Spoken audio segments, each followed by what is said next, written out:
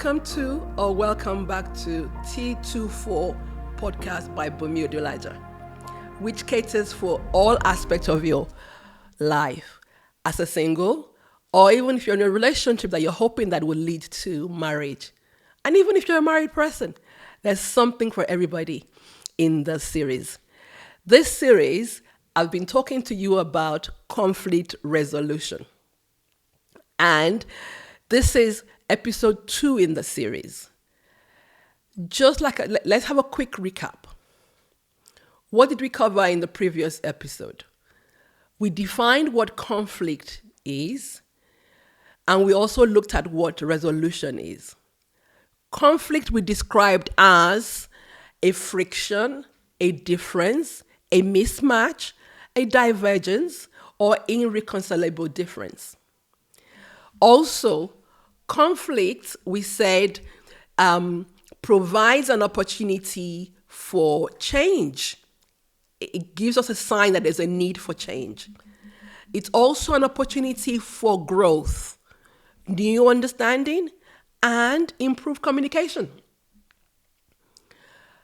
On the other hand, we said resolution is defined as something settled or the outcome of a decision.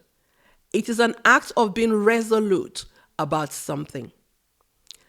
Now, let's start looking at what some of the sources of conflict are. The first one I'm going to talk about is background difference. Your upbringing, what you were exposed to whilst growing up. Your nature and your nurture will differ from other people within your network. And if you're married to someone that is very different from you, clearly your background differences could play a part in the relationship. You have different lived experiences from your spouse. And these lived experiences have shaped who you are. And now you're living with someone has got a different background to you. If care is not taken, this could be sources of conflict. Another thing that could be a source of conflict is personality differences. You and the person that you are in conflict with might have different personality types or traits, as we call them. For those that don't know, there are 4 main personality traits that have been well researched. These are sanguine, choleric, phlegmatic, or melancholic. We will cover this in a future series. Actually, even if you have the same personality traits as the person that you are in conflict with, you are created uniquely by God. So their expression of these traits might differ from yours. As an example, it might be that one person raises their voice when they speak because they're trying to make a point, whilst the other person might feel there is no need to be shouting. Or you might be a person that withdraws into your shell during conflict because you're taking time to process your thoughts and your feelings before you discuss the matter at hand. The person that you're in conflict with, on the other hand, might be a person that enjoys what we call holy discussion. And they want to have the discussion right there and then. Why postpone till later? What you can do now might be their view. You see, I've seen this loads of time in the counseling room, especially when I'm counseling married couples. Differences in desire could also be another source of conflict. The things that you like might be the things that the other person absolutely loathes. You have your desires, and the other person's got theirs. I don't know about you, but sometimes I don't know if you've seen an outfit and you're thinking, oh my days, how can someone even think of wearing this? Whereas somebody else will see it and they're thinking, gosh, I'm going to rock this. You have different tastes. You have different desires. Okay? So we are very different. And your desires might be different. Tell the truth. When you look at other people, you're thinking, why is this here and why is that there? You might not necessarily understand their perspective, but that's why you have differences in your desires. Following on from that, differences in opinion is also sometimes sources of conflict. This has to do a lot with how you have been raised and the values that were instilled in you, as well as the knowledge and experiences that you have acquired along your life journey. If, you are true to yourself, it is possible that even your siblings who were raised in the same home as you have differences of views to scenarios and situations that you both experienced. We're all very different. Unresolved issues or past hurts. These have to do with things that have been, maybe things that you have not forgiven or you haven't forgotten. It could be from a past relationship. It could even be from your present relationship. Remember, we're discussing conflict resolution. And we would explore in episodes how offense can lead to conflict and offenses could lead to sin if they're not dealt with. You might want to pause now and jot down some of the unresolved issues and past hurts, which are now showing up in your present relationship. I will be giving you some strategies to dealing with this later in the series. You might also want to consider seeing a trained counselor to support you through the healing process. I'm going to give you time to jot those down.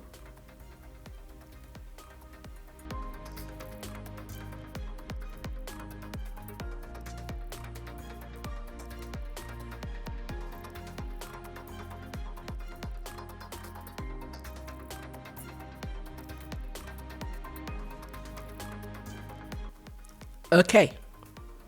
The other thing I want to talk about is immaturity.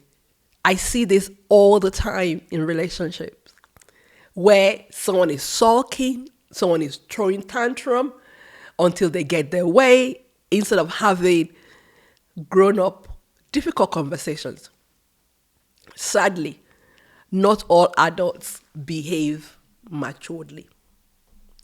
Sulking and throwing tantrums is the way of manipulating the other person in the situation. Okay, another source of conflict would be poor communication. Poor communication, this might be in terms of the quality and the quantity of your communication. One of the keys to a healthy relationship is good communication. We all know that. Being able to communicate without our filters getting in the way is important. But we all know that we all have filters. Before the person even finishes what they're saying, we have a prepared answer already for them. Therefore, our filters are up and we're not really hearing that person. The person is saying one thing, we're hearing something else because of our own filters. Another source of conflict in marriage is especially finances. Okay? I said already before, is it about who earns it, who spends it, and is it our money or your money? This is a whole podcast on its own. So I'm going to leave that here and we'll cover finances in more detail in a future episode. So I can hear you asking, so what is the right way of resolving conflict? Over the coming 3 weeks, over the coming 3 episodes, I will give you some tips on how to resolve conflict the right way. Conflict is a natural occurrence.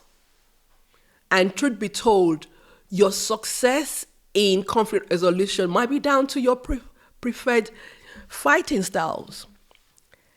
There are a number of fighting styles, but I'm going to give you two that have been well researched. And these are rhinos or hedgehogs. I'll give you some of the traits to these fighting styles, and then we can talk some more. So, if your fighting style is as a rhino, what does that mean? Rhinos will generally overreact. They will go on the attack when their backs are against the wall. They will charge at you. Their best form of defense is attack. Okay? A rhino, someone with a rhino temperament also would retaliate. They are the tit for tat people. You hurt me, I hurt you. Period. That's their stance. Also, they are very fiery, and they might say things in the heat of the moment and then they later regret it. You might hear them say things like, well, I say it as I see it. They're the say it before they think kind of person. A rhino would also demand an immediate discussion on an issue. They can be impatient. They are ready to have the holy discussion here and now. They don't believe in giving time for things to simmer before they have conversation. Someone with a rhino temperament, fighting style, might also bring up the past. Okay? When they bring up the past, sometimes it will be for unrelated matter. They're what we call the historical people. You might hear them say things like, yes, that's what you did, X, Y, and Z you did 5 years ago. And you're wondering to yourself, what are we talking about? This has nothing to do with the issue at hand. And sometimes you're thinking, I thought we moved past this. But rhinos generally don't move past things like that. They want to bring back what had hurt them in the past. Hedgehog, on the other hand, okay? Hedgehog, on the other hand, if that's your temperament, these are people that would fail to admit that they're angry or they're hurt. You might ask them, so what's going on? And their response will be nothing. Everything's okay. Yet they're angry. Their body language is saying they're angry, but their words not the same, doesn't match up. Someone with a hedgehog traits could be passive-aggressive because they do not want to face up the fact that they are angry with you. This could lead to unresolved issues from their past and that we spoke about earlier. They do not want to admit that they've been wronged. Hedgehog are the people that would give you this silent treatment. They expect you to be able to read their minds. They expect you to kind of go and figure. You should know that I'm already upset with you, so you should be able to deal with that. They would also try, as I said before, to ignore their feelings. They like to bury their heads in the sand. They are in denial. They do not want to have that difficult conversation. Someone with hedgehog traits would prefer for the process, they prefer to process the issue first before they can come and talk to you about it. So you might find that they withdraw into the emotional shell because that's how they process. So it is important that they are allowed time to process their feelings and their thoughts before you can really have meaningful discussions with them. Hedgehog traits people also will hold on to past hurts. And this might affect physical affection in their relationship Because whilst their emotions are pent up, they might not be emotionally available in their relationship. So, a quick question for you. Did you recognize any of the descriptors that I've just mentioned in yourself?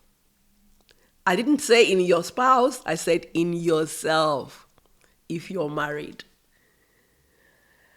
We do need to work on ourselves first. If you're to resolve conflict the right way, we do need to work on ourselves first. This is where you talk about taking out the spike from your own eyes before you take out what is on the other person's eye. It's important. Okay. I would say in the course of my relationship, giving you an example from my own life now, I have acted either as a rhino or as hedgehog. Because to be honest, either of them have their positives and their negatives. It depends on how you channel them. So as I said, I have acted as a rhino and as a hedgehog in different scenarios, depending on who the individual is and what is important, or what importance I placed on the relationship. There are times that I have had only discussion because growing up, I was quite an impatient person. And to me, why delay the discussion till a later time when you can have it right now? But I've learned that patience is definitely a virtue. Also, as I had said, mentioned in the previous episode, I used to be the person that would stonewall you or give you the cold shoulder rather than dealing with an offense. Again, thank God for Jesus. I'm no longer that person. It is important, though, if you recognize any of those descriptors in yourself, you should be mindful of them and take steps to ensure that you find ways of managing your emotions. And this might include taking the issue to God in prayer or seeking the support of a trained counselor. Now, let's explore very quickly what I've termed the 4 C's of conflict resolution. In this episode, we would only be exploring the first C in conflict resolution, which is communicate. Remember, we discussed in the last episode that conflict cannot be resolved without a conversation with the person you are in conflict, in disagreement with. However, there is a big difference between communicating and talking. I know. To communicate is to share and exchange information or ideas, and the information must be received by the other party in the spirit in which it was intended for it to be communicated. On the other hand, talking is the act of engaging in a speech. It is just words. I'm sure you have heard the saying, it is as if I was talking to a brick wall. This happens when there is no communication. Rather, there has just been a speech. Remember that conflict can be more than a disagreement. It can be a deep-rooted problem between 2 or more people that, dictates their attitude towards one another. Let's look closely at providing, how do you look at conflict? Provided there is no risk to life, it is important that you have conversation about the issue at hand. You should listen to the other person, let them tell their side of the story, and be ready to view things from their perspective. Don't forget, we discussed in the last episode that conflict is a sign that there is a need for a change, so be open-minded. Firstly, it is important to communicate your own feelings. Sweeping it under the carpet will not make the issue go away. Displaying hedgehog traits of not admitting your hurts will not be helpful in this scenario neither. Also, the way in which you choose to communicate matters a lot. So, rather than you saying to the person, "You are always hurting me," it might be received more positively if you rephrase that. Something along the lines of, "I feel undervalued when this or that happens," or when this or that is said. The latter is not an attack or an accusation. Rather, you are seeking to make peace. In counseling, for instance, we always encourage clients to talk about their feelings and emotions as emotions that are repressed and feelings that are repressed are unhealthy. They do pop up later, and usually they pop up in unmanaged way and unhealthy ways. In my role as a trained counselor, there have been times I'm working with married couples about conflict. And when, asked if they have conveyed their viewpoints to their spouse or, what their spouse thought of it. And they're saying to me, "Well, they should know I'm not happy, so why should I be having to explain myself to them?" It's important that you explain yourself. They can't read your mind. Your spouse cannot read your mind. The person you are in conflict with cannot read your mind. So you need to communicate where you're coming from. Secondly, when you're communicating, you should listen to the other person with genuine desire to understand their perspective, not listening to just respond. Listening to respond is when you are really waiting for your turn to speak. While that person is talking, you're already preparing a response. So you're not really listening to what they're saying. When you want to communicate, should never be about scoring points or gaslighting or hurting the other person. Your motivation should be about finding a resolution, even a restoration if possible. But seek peace and not pain. Matthew 5:9 in the NIV says, "Blessed are the peacemakers, for they shall be called the sons," and I add, the daughters of God. There are various ways in which we communicate. We communicate verbally in words, either spoken or written, and we communicate in nonverbal, which includes our tone, our posture, or even our appearance. There are a couple of keys I want to give to you here to aid your communication. And these are listening without interrupting. Nobody likes being cut off midstream when they're talking. So be respectful and let them finish what they're saying before you respond. The second is listen for what is not being said. Look out for the body language. Look out for the facial expressions. From my experience when I was a younger bride, when my husband offended me, I would just go into my shell. So this is my hedgehog days. Go into my shell, wouldn't tell him what was wrong with me. And I'm thinking, he should know that he's offended me. I would still do what I had to do. I would still cook for him, but I wouldn't communicate. At least not in my words. I was communicating in my behavior, but I wasn't communicating in my words. My facial expression would show that I was angry, but my words wasn't saying that. But again, I'm grateful to God that I'm no longer that. I've grown. As I said to you, I've been married now for almost 3 decades. So we're able to sit down and have conversation. And these days, I can calmly communicate my feelings verbally and non-verbally. Thank God for Jesus, I would say. Let me give you some statistics. Research has found that only 7% of our communication is by verbal means. Therefore, a massive 93% of how we communicate is nonverbal.